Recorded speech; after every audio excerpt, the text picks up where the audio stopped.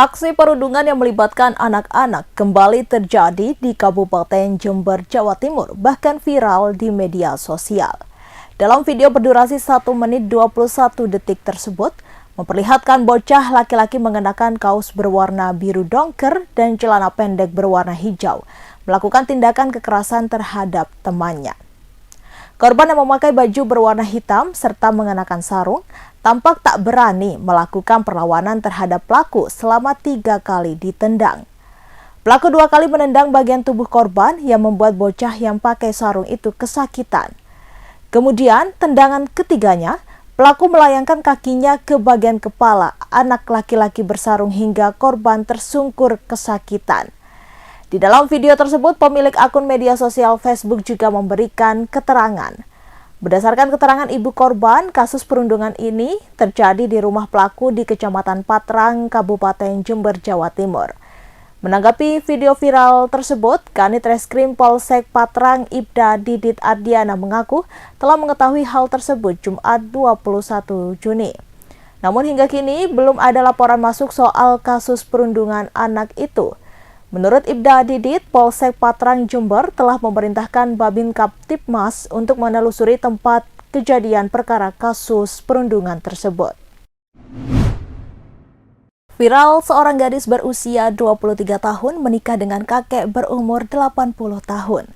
Melansir tribuntrends.com, kisah cinta beda usia ini terjadi di Cina.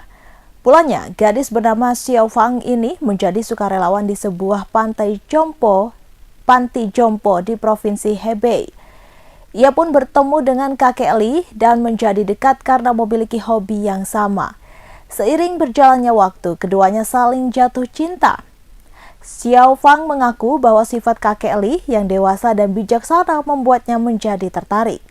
Sementara kakek Li menyukai Xiao Fang karena gadis cantik itu bersifat baik, namun keluarga Xiao Fang tak setuju saat keduanya akan menikah. Mereka menuding kakek Li hanya memanfaatkan Xiao Fang karena umurnya yang masih muda. Meski tak direstui keluarganya, Xiao Fang tetap memilih untuk menikah dengan kakek Li dan memutuskan hubungan dengan keluarganya. Polres Pamekasan Madura menangkap 13 tersangka dari berbagai kasus selama Operasi Sikat Semeru 2024 Jumat 21 Juni. Kasat Reskrim Polres Pamekasan AKP Doni Setiawan mengatakan, Operasi Sikat Semeru 2024 ini dilaksanakan selama 12 hari, terhitung mulai tanggal 3 hingga 14 Juni 2024. Selama operasi ini, Polres Pamekasan berhasil mengungkap 12 kasus dengan 13 tersangka. AKP Doni Setiawan mengatakan, tujuan operasi ini untuk menekan pelaku kejahatan seperti pencurian, curas, curanmor, street crime, penyalahgunaan sajam, senpi, handak, dan penyelundupan di wilayah perairan yang meresahkan masyarakat, baik yang dilakukan oleh perorangan maupun kelompok ataupun sindikat. Dari 12 kasus tersebut, ungkap kasus target operasi sebanyak 6 kasus dengan 7 orang tersangka. Dengan rincian ungkap kasus curas, 2 kasus 2 tersangka, dan kasus curanmor 4 kasus 5 tersangka. Sedangkan ungkap kasus non-TO sebanyak 6 kasus dengan 6 orang tersangka, dengan rincian ungkap kasus curas 1 kasus 1 tersangka dan kasus curanmor 5 kasus 5 tersangka.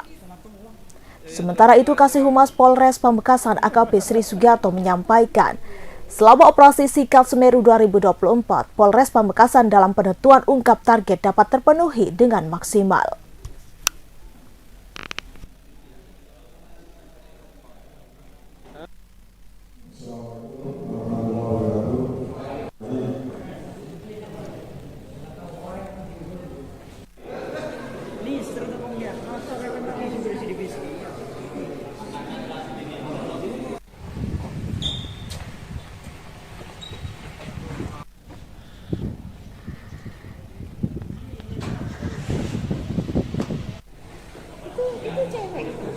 Cowok.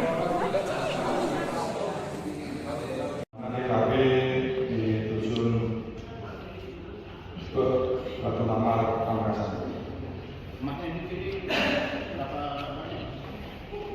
Untuk masnya total kerugian kurang lebih dari hasil penghitungan 50 juta. alhamdulillah semuanya bisa kita amankan dalam bukan bukti pelaku. Itu mencuri di toko apa di rumah? Di dalam rumah. Di dalam rumah. Habis penjaranya seperti apa dah? Penangkapannya? Selebgram Malang Agnia Punjabi berharap terdakwa pelaku penganiayaan pada anaknya berinisial JAP 3,5 tahun mendapatkan hukuman berat. Agnia Punjabi menyampaikan harapannya usai mengikuti persidangan perkara penganiayaan yang menimpa anaknya di Pengadilan Negeri Kelas 1A Malang Jumat 21 Juni 2024. Sidang perkara penganiayaan pada anak yang dilakukan oleh pelaku yang merupakan suster dari korban itu telah memasuki agenda pemeriksaan saksi.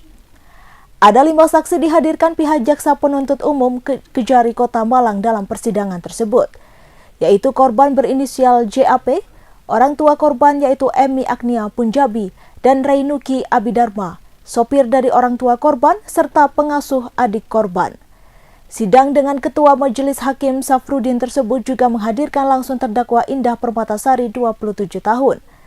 Dirinya juga menyampaikan bahwa JAP juga hadir dalam persidangan dan ikut dimintai keterangan. Dalam kesempatan tersebut, Agnia juga berharap agar majelis hakim dapat memberikan keadilan bagi JAP.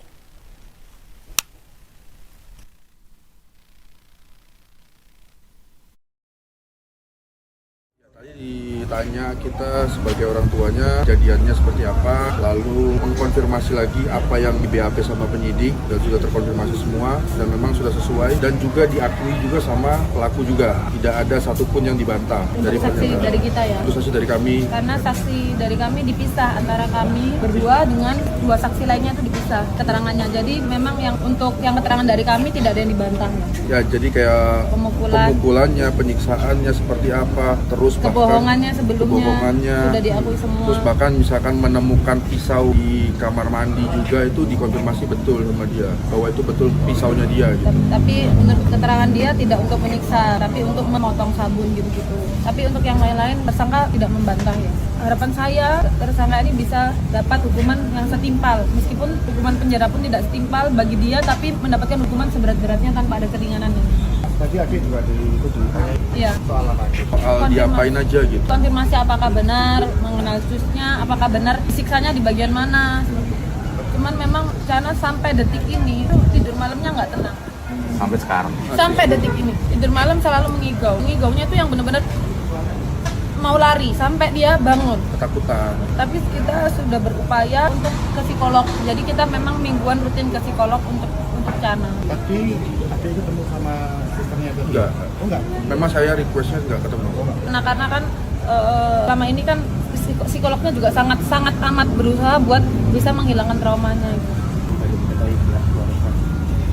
Fakta terbarunya sih masih diduga ya, karena setelah kita up kasusnya dan viral, ternyata banyak kayak mantan-mantan majikan tersangka itu up juga kasusnya, tapi diduga. Saya tidak tahu aslinya ya, pernah katanya tersangka pernah mencuri HP atau sebelumnya juga pernah kasar ke anak kecil. Dan juga diduganya si suster ini belum punya pengalaman suster, sebagai suster. Diduga. Ternyata selama ini ya serabutan gitu loh, ada yang ART, ada yang apa gitu. Jadi sebenarnya saya juga sangat kecewa dengan pihak PT-nya, PT penyalurnya, karena penyalurnya ini penyalur yang sangat besar di Indonesia ya. Bahkan banyak artis yang pakai gitu. Dan bayarnya juga tidak murah. Saya rasa HRD-nya juga sudah harusnya mampu lihat ini baik atau tidaknya gitu loh. Tapi ternyata colongan juga. Sampai saat ini pihak PT belum ada tanggung jawab apapun ke kami dan belum ada komunikasi apapun ke kami juga gitu. Tadi ada harapan dari majelis hakim tadi menyampaikan bahwa jenengan harus lebih kooperatif Iya, untuk menjaga. iya pasti. Saya terima itu sih Pak, terima dengan lapang hati dan saya memang mengakui mungkin sebelumnya pengawasannya belum begitu maksimal. Jadi memang ini juga teguran besar bagi kita orang tuanya agar lebih banyak lagi waktu untuk. Siapakah PA wanita yang ditangkap bersama Virgon ketika nyabu tengah malam hingga akhirnya digerebek polisi? Pertanyaan itu membuat publik penasaran, namun setidaknya ada beberapa hal mengenai PA yang dijawab polisi dan Virgon sendiri. Adapun sosok PA yang juga sempat muncul di hadapan awak media meski wajahnya ditutupi secara penuh sampai tak terlihat. Kronologi penangkapannya, Virgon terjadi di kamar indekosnya kawasan Ampera, Pasar Minggu, Jakarta Selatan, Kamis 20 Juni. 2024 sekitar pukul 1 dini hari waktu Indonesia Barat. Ketika ditangkap, Virgon sedang bersama perempuan berinisial PA setelah mengonsumsi narkoba jenis sabu-sabu. Hasil tes urin Virgon dan PA menunjukkan ada kandungan metamfetamina atau sabu.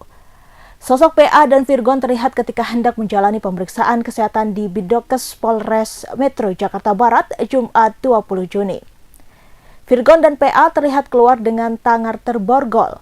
Saat menuju Biddokes, Virgon terlihat mengenakan pakaian serba hitam dari mulai topi, jaket, celana hingga sandal jepit. Virgon juga nampak mengenakan masker hijau dan tak mengeluarkan sepatah kata pun. Sesekali Virgon menunduk kemudian melepas pandangan matanya ke berbagai arah seolah menghindari sorot kamera. Berbeda dengan Virgon yang menampilkan separuh wajahnya, sosok AP tampak menggelapkan wajahnya dalam jaket hoodie berwarna hijau.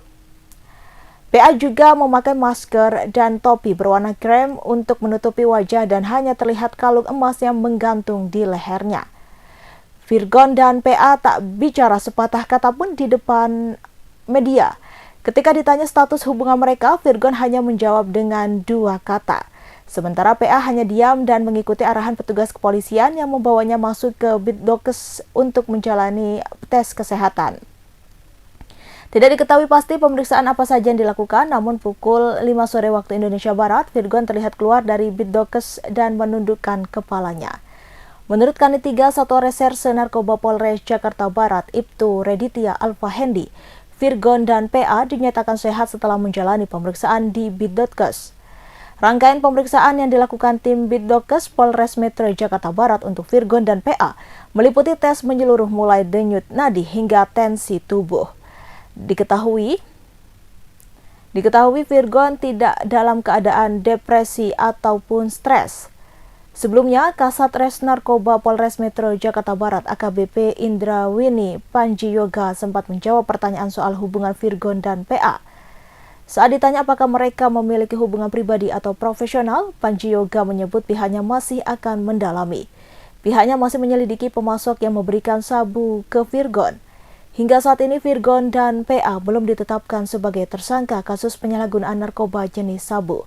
Polisi memiliki waktu 3 kali 24 jam untuk menuntaskan kasus narkoba yang menjerat Virgon. Rudi Irawan, ayah Peggy Setiawan ternyata memiliki nama lain. Nama itu juga ada di kartu tanda penduduk.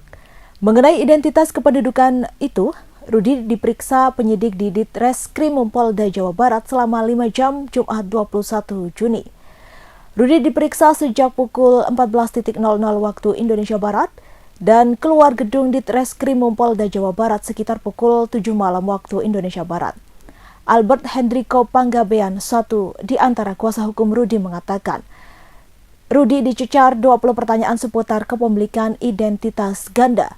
Kepada penyidik, Rudi mengakui memiliki KTP dengan 2 nama, yakni Rudi Irawan dan Sya'arudin. Ruli Panggabean, kuasa hukum lainnya, mengatakan motif Rudi memiliki 2 nama itu untuk kepentingan pribadi.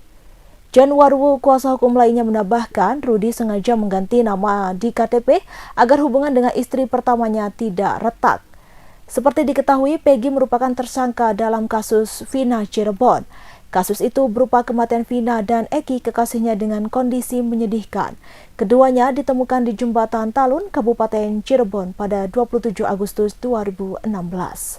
Download Tribun X sekarang, menghadirkan lokal menjadi Indonesia.